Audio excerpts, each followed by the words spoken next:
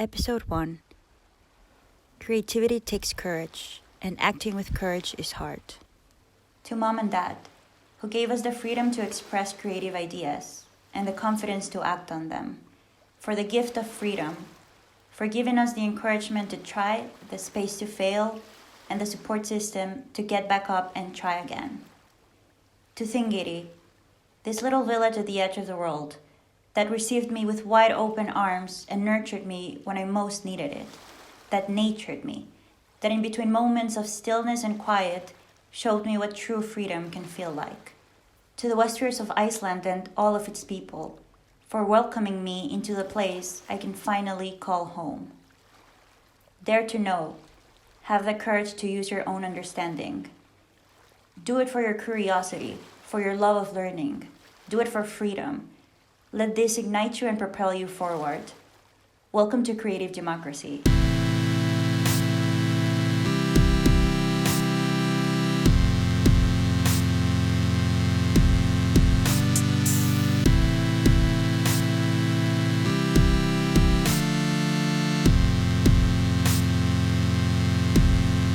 Hello again and welcome back to Creative Democracy. You have no idea how happy I am to be back recording this podcast.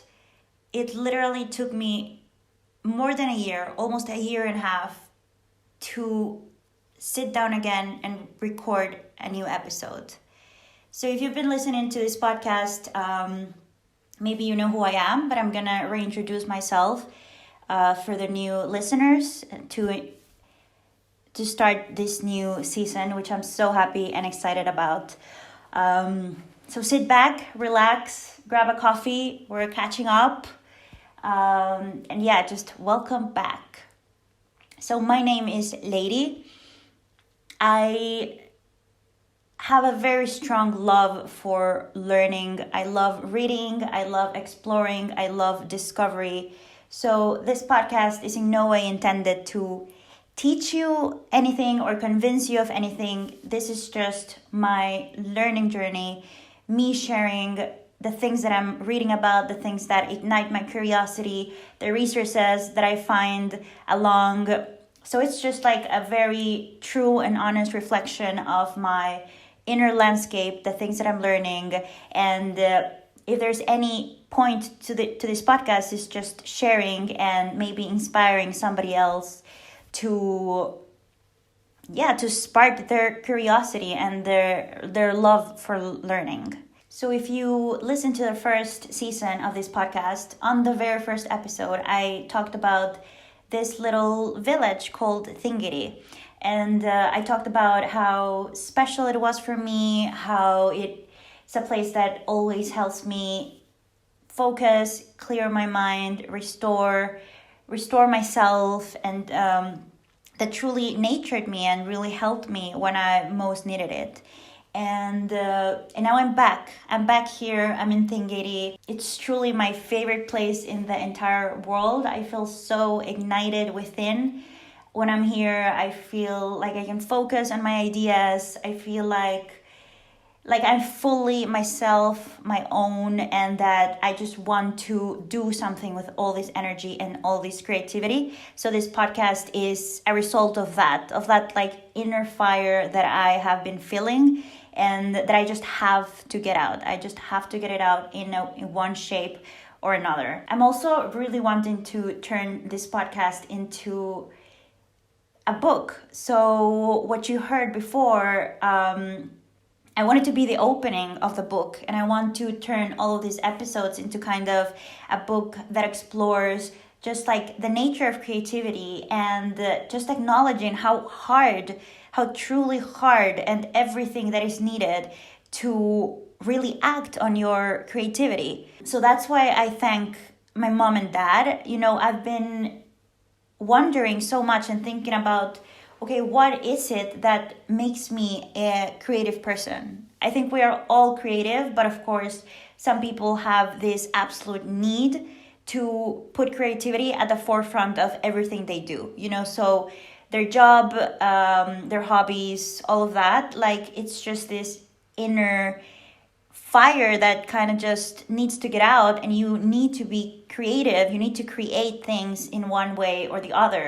So I think that in order for creativity to happen, like, so many things have to align, and one of them is like your support system. I mean, many different people have many different family situations, but I think that for me, having my parents be so open and so totally in love with learning and education as well, that definitely gave me the space and the freedom to explore my creativity from a very early age. I've also been wondering how from such an early age I knew what I wanted.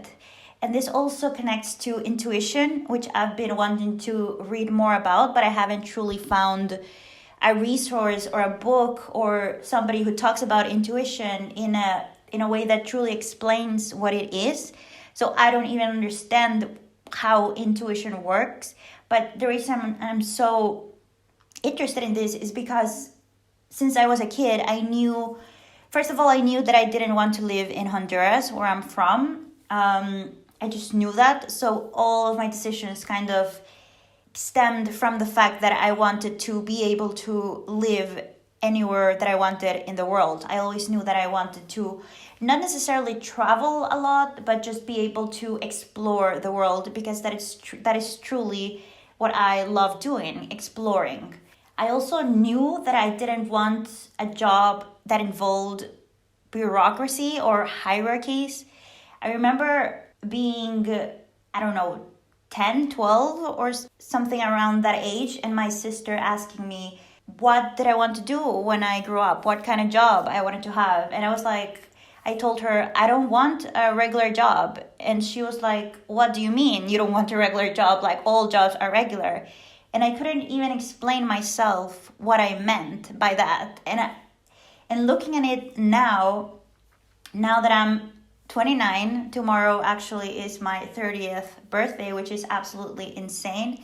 I cannot believe I'm turning 30, but that maybe is another episode.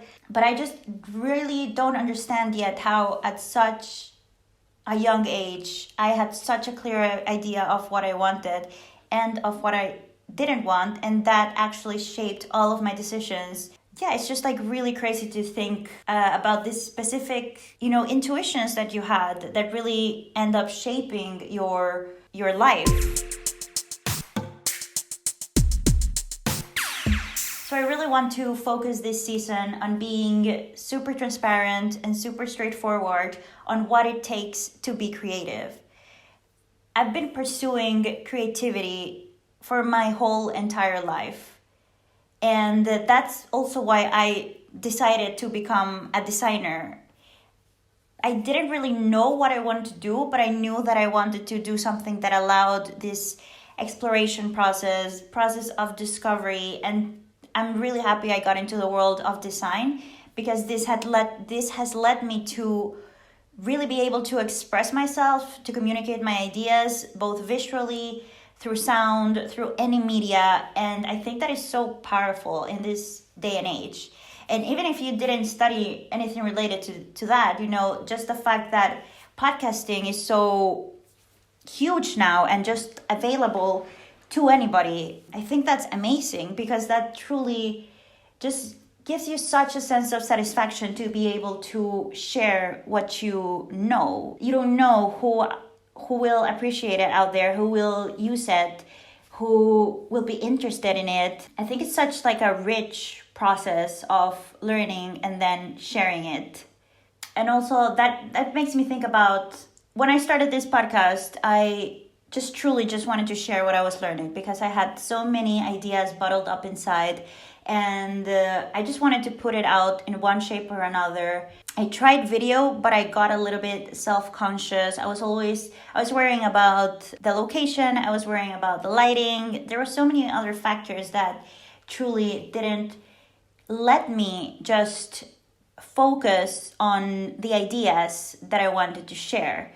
So through podcasting, I just found that it's such a nice way to help me structure all my ideas and just let it out and share my learning journey, which might be valuable to somebody else, and just take this role truly of an explorer who kind of navigates knowledge and takes you along. And if you're listening, I thank you so much for being a part of this project. It's truly dear to me, and I plan on doing it on the long run. And I plan on, like I mentioned before, turning it into a book with all these ideas that I have, making them a little bit more structured, and just exploring all the things that I'm curious about. So for this season, I also want to share everything that I've been learning. I haven't been reading as much, which is okay. I haven't found the right books that truly make me just want to read them, but I have found a couple of ones that I want to talk about, and I've also been listening to some podcasts that have been immensely helpful. So the first book that I want to share is How to Get Rich.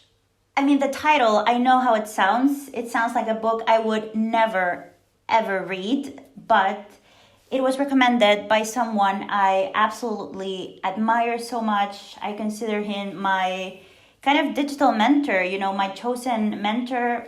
And I'm going to talk about him in the second part of this podcast because I've learned so much from him. But he recommended this book called How to Get Rich, and he described it like a philosophical poetry approach to finances and to making money. I have been very interested in learning about finances because it's one of the most important parts, first of all, of being a human, but also if you want to pursue creativity in any way, shape, or form, like you have to be able to understand money, make money, keep money, and ultimately make money work for you. I've been gathering a few resources. As for now, I love this YouTube channel called Abundantia, which is by Sorel Amor. She lives in Iceland by choice. She's Australian, and she has such a refreshing and beautiful approach to finances. And I've just been so grateful that she has been sharing all her knowledge. And if you would like to learn more about this, I really highly recommend her channel. It's called Abundantia. I will link all the resources in the notes as well of the podcast. So that's that. But then, back to How to Get Rich book. I was excited to read it because it was recommended by Sivers, this guy I'm telling you about. And I started reading it, and yes, I got hooked straight from the first page. It was super nice approach, written in a way that was not boring at all, super useful information, super helpful, very straightforward advice on how to get rich.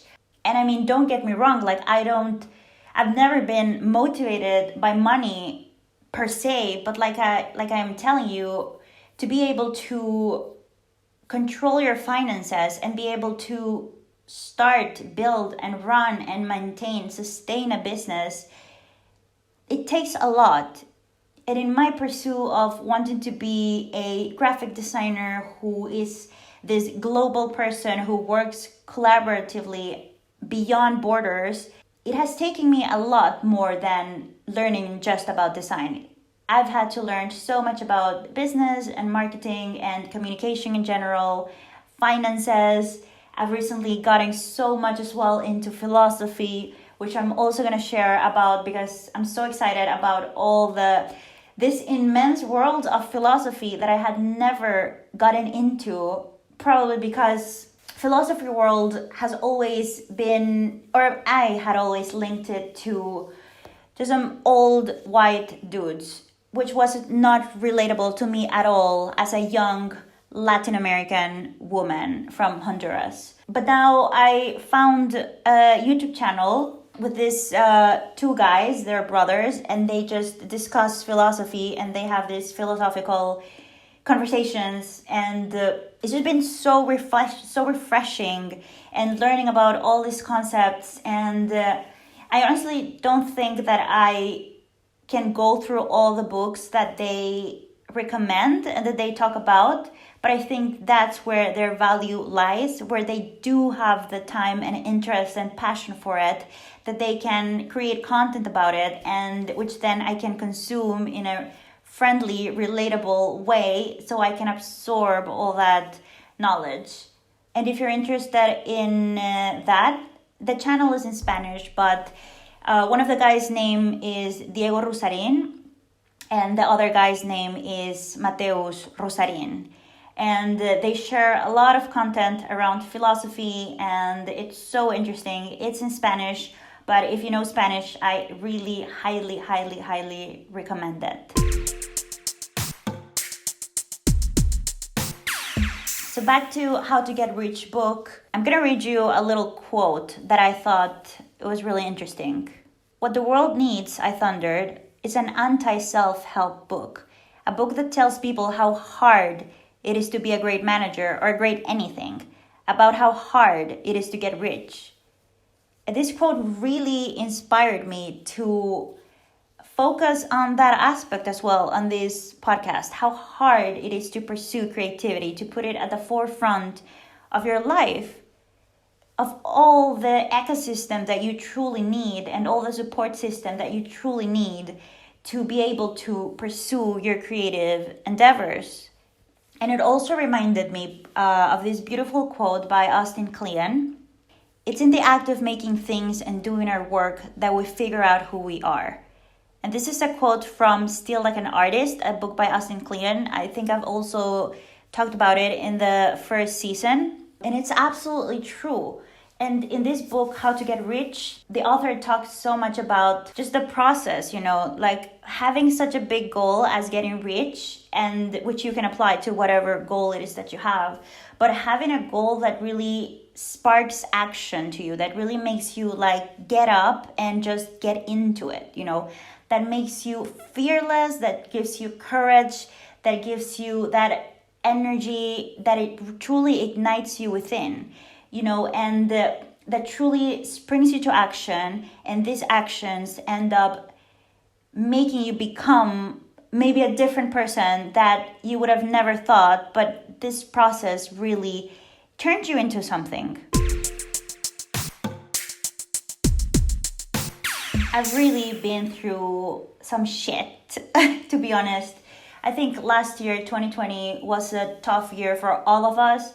It taught us so many lessons. It gave light to so many aspects of the human nature itself. I feel the consequences, especially on mental health, are going to be very insane in the years to come. And it truly, I can say it truly changed me, like all the hardships that I've gone through this last year, which I can talk about in later episodes, because it has shaped my own creative process. It has shaped the place where I want to live, the place that I now call home. All the actions that I've taken since last year have truly had deep impact on me and on the ways that I'm now pursuing creativity. So Derek Sivers, this guy that I was telling you about, he describes himself as a pop philosopher. I don't really like that description. I don't think there is such a thing as pop philosophy, to be honest. But I would describe him as an explorer, a lifelong learner, somebody who loves to write and share what he knows. So he says, pursue whatever goal truly fires you. And this is true. This is what I was talking to you about before. Like, pursue whichever goal inspires action in you, because that's an indication that you are going in the right direction.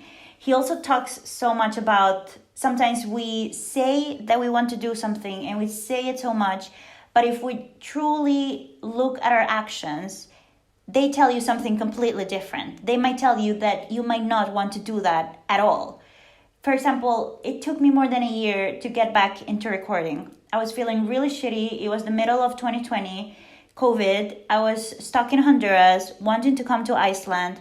I was away from my partner at that time, which created so much uncertainty and so many just feelings of anxiety within me that I just didn't have what it took at the time to create something, and to create it in a way that I felt truly happy and inspired with it, which is the whole point of this podcast. I just couldn't. I honestly couldn't. And I was telling myself every single day, record the episode, and I just couldn't. I couldn't sit down. I had a bunch of episodes written down already, but it was just like my body, my actions were not aligning to what I was telling myself in my mind.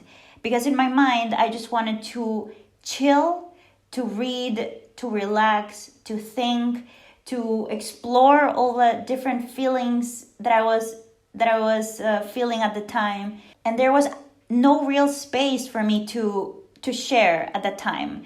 But in my mind, I felt like, why can't you do this? Like, why don't you just record it? And now I've understood that that's just not the way things worked. And now everything has absolutely changed. I am back in Thingiri, the place I consider the most beautiful place in the world because of how I feel when I'm here. Just looking at the mountains, spending time in front of the sea, listening to the waves crashing, seeing those beautiful mountains that help me feel absolutely powerful, but also powerless. The harshness of the weather here, but also the coziness, it just makes you appreciate just life itself. Being here has made me truly realize that there's like beauty in harshness. There was a storm the other day, and everybody had to obviously be at home and just be retreated, but I felt so cozy and comforted even when there was an insane storm outside, but I could still feel so cozy and calm and comforted within myself. And I feel that in general, Iceland, that's what it's given me, that's what it's taught me, and that's why I over and over again choose it as my home. And especially here in Thingiri as well, where you only have nature, which is immense and insane and absolutely stunning and raw, and yourself and your mind. That's all you have. And learning to live with that, I think it's absolutely beautiful, especially for me, who I love to be reflective and to take moments of introspection, and this is just the perfect landscape for it. I am living Thingiri though. As beautiful as this place is, it also has a lot of challenges related to just like housing and living and just social life itself. It's a little bit difficult here right now. And I am planning on doing some projects around that, around housing. I am planning to create a co-living and co-working space, actually, and I'll call it creative democracy, because I want to take this concept into more of a physical experience, and bring more people here to the Westfjords, to this super beautiful, insane place with so many nice and beautiful people. And I want others all around the world to experience that, to experience what I have found here. It actually, the Westfjords was just selected as best region in the planet by Lonely Planet to visit in 2022. So I think opportunities are definitely opening up here. If you're listening to this and you would like to be a part of a co-living in the Westfjords of Iceland, please let me know. I'm currently going to run a test run with myself and 2 other friends and maybe 1 other person. So if you would like to be that person, please let me know. We're just gonna be designing it, kind of like prototyping, see how a co-living space ideally would work, and just trying to shape it around that. I will be talking more about this in future episodes if you're interested. Yeah, I just have all of these ideas. Also, in the first episode of Creative Democracy, I mentioned that my dream would be to have a media lab here, and that's finally happening. It's finally happening.